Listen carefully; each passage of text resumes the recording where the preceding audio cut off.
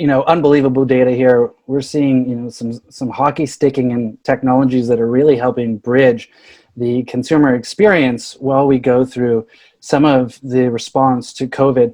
Now, I was at the mall yesterday. I went to a small shoe store, and they had a limit of 4 customers in there at one time, which I've never thought that I'd see. Then I went to an outdoor goods store, and if you tried on one of their bags, and you didn't buy it, they were going to have to put it into product quarantine for 24 hours. So, we're really seeing the consumer experience within retail transform rapidly, and our brick and mortar store environments are changing too. I watched the retail associate really struggle with how to deliver some of that information to me while wearing a mask. And so we're having to rethink the way that we expose our retail brands and how we build that connection with our customers. One of my favorite and maybe the most impactful brand experience I've ever had is something I've done 4 or 5 times, is running the Lululemon Seaweeds. This is it's a 21-kilometer half marathon that runs every July or August. And, you finish this race, you've got the endorphins from 21-kilometer run, and you're draped in Lululemon gear surrounded by 10,000 other runners who are doing the same thing, and they're feeling the same way. And so I'm really excited to introduce Tom Waller here, as the Chief Science Officer from Lululemon, who's going to talk a little bit more about what they're doing at Lululemon and building a digitally fueled fuel economy. So Tom, if you'll take it away, please. Thank you, James. Much appreciated. And hello, everyone. Welcome to my office here in North Vancouver. And yeah, I'm excited to share just a little bit of the work that we do, why we do it, and perhaps for all of the raised eyebrows, what is Lululemon doing in a discussion about augmented or virtual reality, and perhaps bring a slightly different perspective or lens to that. So I've decided to not pump the image or the screen full of slides today, in the hope that maybe we can open up a little bit more of a conversational environment. I'll keep an eye on the Q&A and the chat, so feel free to just interrupt me at any time. My role at Lululemon, the title has varied a great many times over the years, but I started with the company 8 years ago. And I was the first person that was brought in and asked to create an R&D capability, some kind of disciplined approach to us looking ahead into the future and taking a little bit more control about making sure that it was within our ability, within our competency to arrive at that future, having matured or expanded what the brand can do. Outside in, I'm sure for the great many of you, when you think of Lululemon, you probably think of apparel retail or very, very comfortable pants. And that would absolutely be true, but it would be really rather missing the cultural impact that we have intentionally had since the foundation of the company 22 years ago, which was really to recognize that there was a rise in the shift of people's attitude from leisure time, as it was related primarily through sport, and that's the lens that I bring, towards one where people were taking more and more accountability for their own health, and arriving at that place of healthy in a great many different ways and means. And my history has always been in human performance and performance sport. So I've been a servant to the sporting goods industry for my whole career, primarily and in the beginning from an academic standpoint, and then into the world of companies and brands. And one of the things that I will never forget is as a consultant in the early 2000s, we picked up a contract with Lululemon. I was based in the UK at the time, and we'd never heard of Lululemon. We had no idea what they were trying to achieve, but it was a contract. We were a small consultancy, so we of course said yes. And I remember coming to Vancouver, meeting with the team, eyes wide open at both sides of the table, being asked questions that we had never been asked before. And that was coming from a place whereby primarily we were being asked to consider how we might support the achievement of 0.01 seconds closer to another world record, or how might a particular athlete medal or a team achieve a certain status. And we were being asked about the human experience of wearing a sports bra. And we'd worked on sports bras previously, but primarily we were just being talked to about the importance of minimizing bounce or something like that. And Lululemon represented something a little different. And I remember getting onto the plane on the way home, speaking to my colleague and saying, well, this company are either not going to be here next year, or they're going to change our industry forever. And as the latter started to happen, it became more and more apparent that it was being done in a particular way that was going to affect a great many industries, not just sports. And health is the sort of the sharp point, the point of pioneering that I think Lululemon represents. And so when I came in, as I think anyone that is diligent about understanding the innovation capabilities of a company, it was to go mining. It was to go and discover what was really our secret sauce, and exactly how secret was it. And I heard a great many interesting quotes. Even the person working on immigration, as I came into the country, said, "Oh, you're coming to join Lululemon. I really love what you do. Thank you." And it was a gentleman talking about his wife and her experience of wearing our pants, and he said, "You make the bra for butts." And I thought, well, that's an interesting welcome to the country. But certainly it got me thinking. It got me thinking about the difference between just making apparel and changing the meaning of apparel. And so further understanding what is it then that Lululemon was doing particularly well. And we particularly understood the human female form clearly. Everyone that was designing the product was also the guest. It's what we call our consumer. And so there was a deep intimacy with everything that was being created.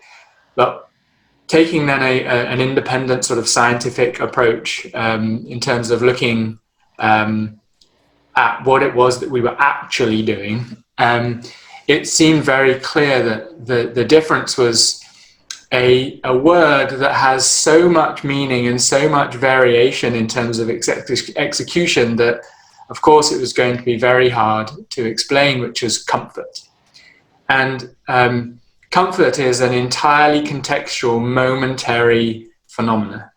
And people would describe that our products just made them feel so comfortable. And I queried, and how do we do that? And he said, well, it's our secret sauce. And eventually I realized that the sauce was so secret, no one really knew exactly what it was that we did. And so we set out on a mission to decode what it was in terms of this sauce, create the recipe, and perhaps discover that there might be other recipes or certainly other flavors that would be attractive or appealing to our guests across different product categories, and maybe even outside of apparel. That started to become very, very true. And as I've evolved the team within the company, what we have set out to do is make sure that we understand the human condition better than anyone else on the planet. So ironically, I don't have a single person really on the team that's dedicated to apparel. So we don't really work on apparel in my organization.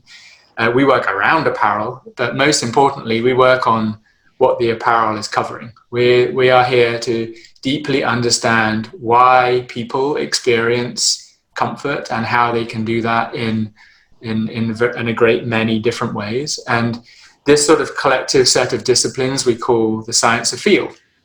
And the science of feel is really where we assimilate everything that you might traditionally associate with sports science, biomechanics, the science of movement, physiology, the science of just how the body is working metabolically or at a musculature level.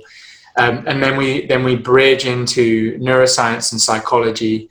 And in particular, we focused on what we consider to be our our bullseye or anchor discipline, which is neuromechanics. And neuromechanics is the study of how the various sensory systems are in constant dialogue with the brain, with the mind. It's where perception and experience and your past are constantly assessing what's going on with the live sensory information that's coming into you from all different means. And we've evolved a pretty exciting and massively complicated sensory infrastructure, and we all trust a little bit more, a little bit less, but most interestingly, uniquely deploy in terms of what our sensory systems can do. So when you ask someone if they are comfortable, I will never hear the same response twice. We might hear the same words twice, but we never hear the same response twice. And I would encourage everyone, I assume for the most part everyone is sitting down and probably didn't get dressed by accident today. And so if you consider that you chose to be comfortable, probably, we tend to move away from discomfort in the environment that you set today. And if we could see everyone, I see there's 79 people on the call today, we're probably all in somewhat the same environment, in somewhat the same conditions in terms of the temperature, humidity, that kind of thing. If you're inside, it's going to be somewhat normalized. But if you could see everyone, you would see very, very different choices of outfits. And if you sort of don't take that at face value and just assume that people just choose aesthetically, which they don't, everyone has chosen to feel their version of comfortable. And what we're doing is figuring out why an individual feels comfortable, and more importantly, how we can create new versions of comfort, not assuming that we've naturally evolved to a place that works. And we've proven that with we started some work in pants, and there's a product and for everyone on the call that has come across a product called the Align Pant, which is something that we launched several years ago now, but it was the first time that we fully engineered into a particularly sensory experience, which was in a void in the apparel world that we were hearing, but realized that we were not solving for, which was to experience the sensation of nothing, but wearing something. We described it as naked, but that's not particularly good marketing positioning. However, it perfectly describes the experience that people were looking for, and we created that. And that franchise on its own has driven way over $1 billion of its own value, and we're talking about just a couple of styles. So we know when we get it right, it really works, and it's fueled our desire to look at perhaps that being the differentiator for us as a company within the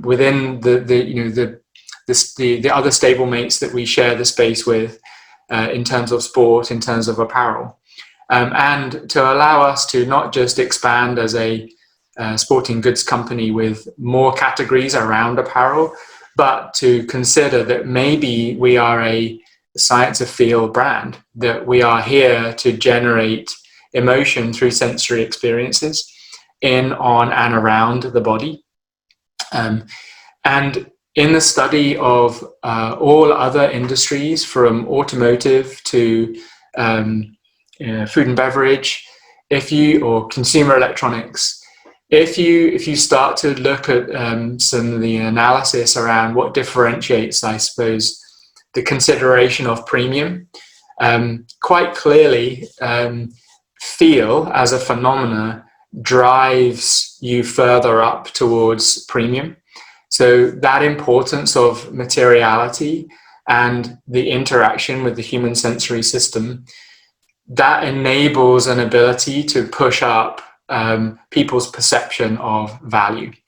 And so we have taken a very careful look at all, say, brand associations that we might partner with.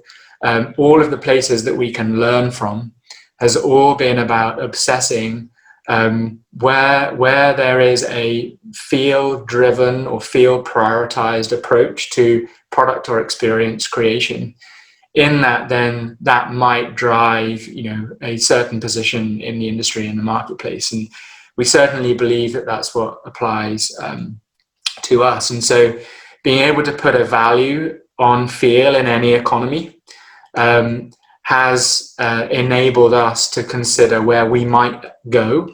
And for my group, has helped us to ask what are the questions that are yet to be answered in terms of all of the products and experiences that we might be able to create. And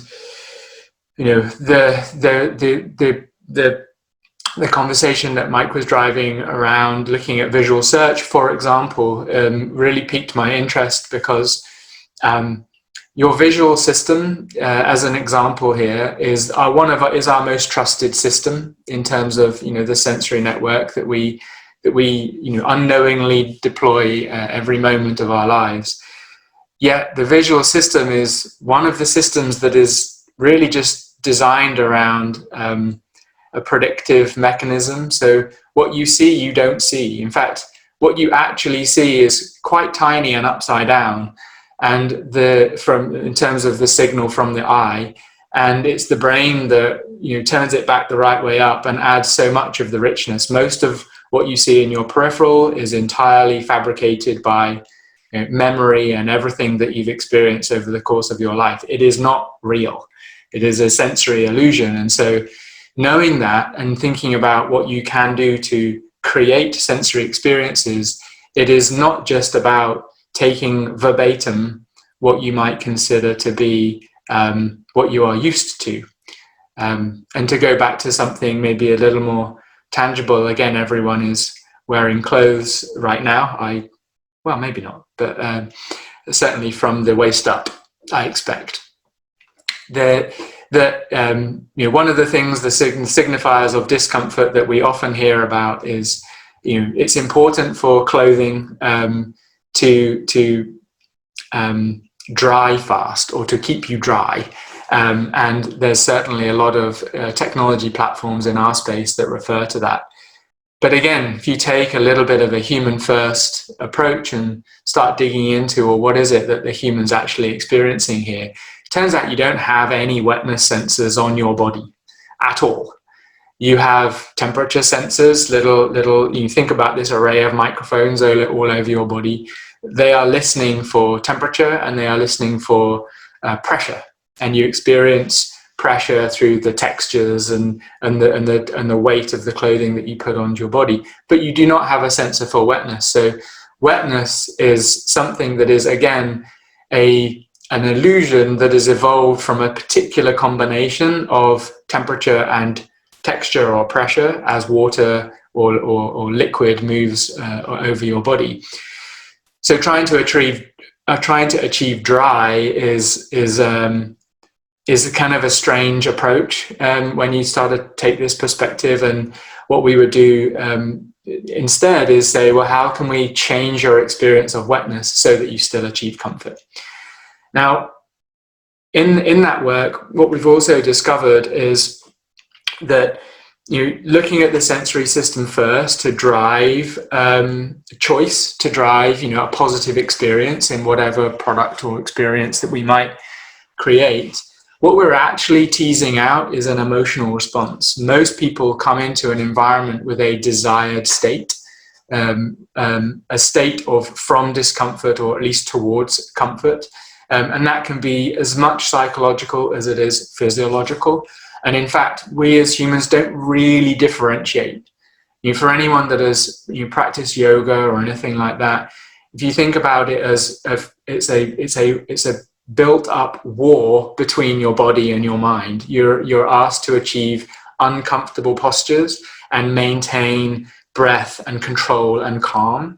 And in that, what you start to do is reprogram some of the sort of the neuromuscular relationships to stress, which is why it's so often one of the things that people go to help with the management of a stressful life, because you can use your body to drive your brain. We call it embodied, or it is known as embodied cognition. But again, you're already just talking about the manipulation of a set of sensory systems that are all in constant dialogue to create an emotional state that you perceive in your mind. And knowing that, then we recognize that clothing is somewhat an indirect way to create an emotional state. You know, people put things onto their body, around their body. We sit in front of an open fire. We do certain things that we find that we achieve comfort from, but they are indirect.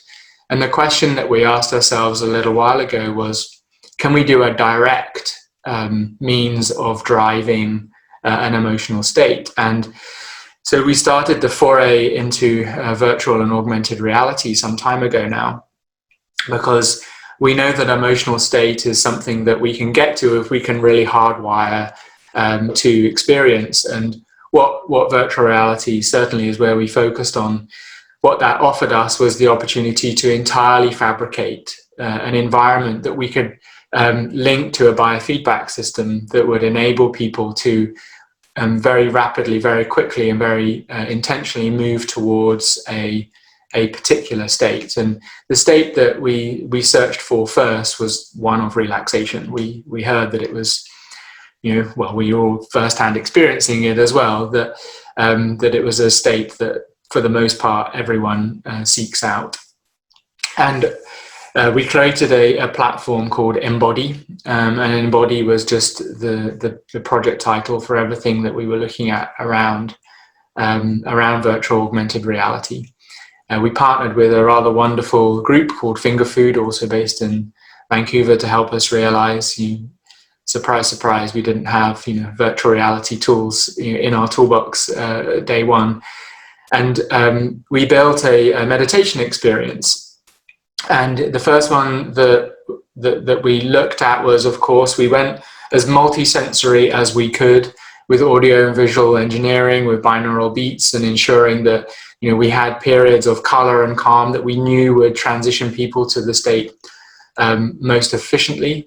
We also generated an input from a heart signal called heart rate variability. Some people may be familiar with that, but it's a very straightforward way to see whether your system is in a mode of stress or not. It's either in rest and digest, or high emotional cognition, which is a slightly more stimulated or aroused state.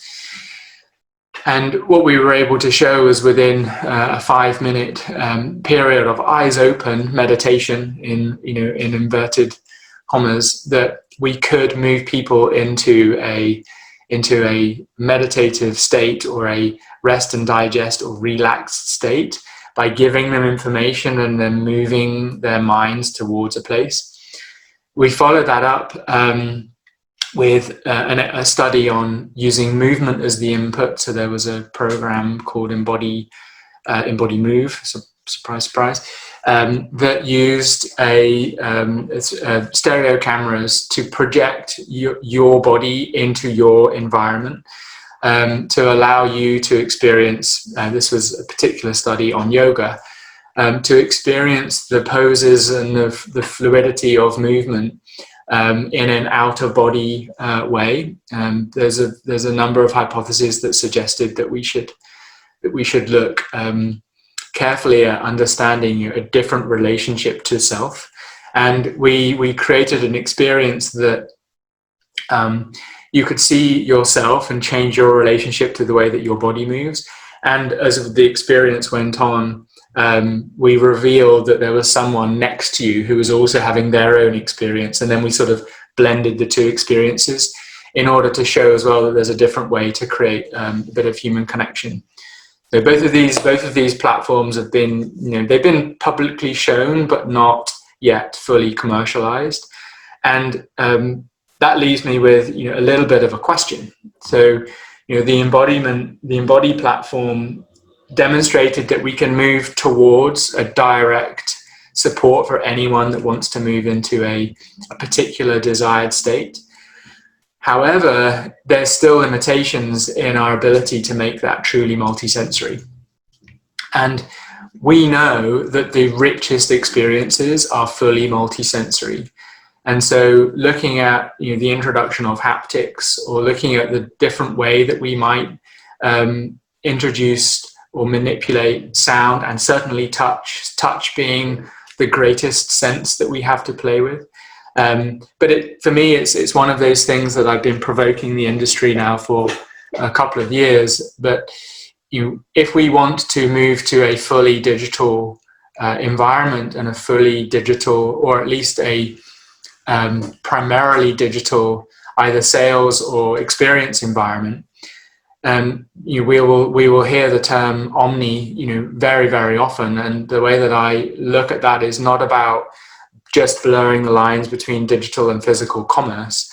I think that it's very important to blur the lines between digital and physical experience, and bringing the physicality of how a human actually works into a fully digital environment is probably the sort of the beachhead of where we will see, I believe, a fundamental shift towards the use of the technology outside of the industries that it's serving most right now. Our expansion into digital is something that we are extremely focused on and managing now over a number of years and investments. And we have a codified platform of culture that we call the Sweat Life, which is how we as a company, just as one of the ways to choose a healthy life, how we are supporting people in how they sweat, how they use their body, how they enhance their physical fitness and health, how they grow, how people consider their emotional fitness and emotional state and mental well-being, and how they connect, how we encourage people to maintain the we part of life, knowing that that's such a critical part of total human health. So, and that probably explains some of the things that we've been doing out in the press most recently. But our ability to bring the Sweat Life to life for the world across a number of different platforms, and then bring offerings in, on, and around the body through the lens of the science of feel is the work that we're up to. So that's really what I wanted to share today. I'm very happy to take any questions that you might have. So thank you. Thanks, Tom. It's wonderful to hear, the depth of thinking that you are bringing to your team, and that you don't have any apparel people on your innovation team. I think that's instructive on how we can build our teams for our brands. We have a lot of questions in here, but we just have time for one. There's a lot of questions around the acquisition of Mirror. And so, we think that this is one of the most interesting and potentially impactful acquisitions that we've seen in retail in the last few years.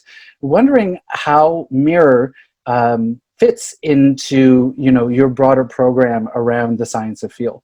And is that now a product that you think of, because it's a daily use item, that it becomes part of the consumer experience? Yeah, I think the best way to think about it is moving away from a point of sale mentality to a point of sweat life mentality. So if the concept of the sweat life landed, it's recognizing that our job as a company is, and then this is to borrow from Coca-Cola, but to be within arm's reach of desire.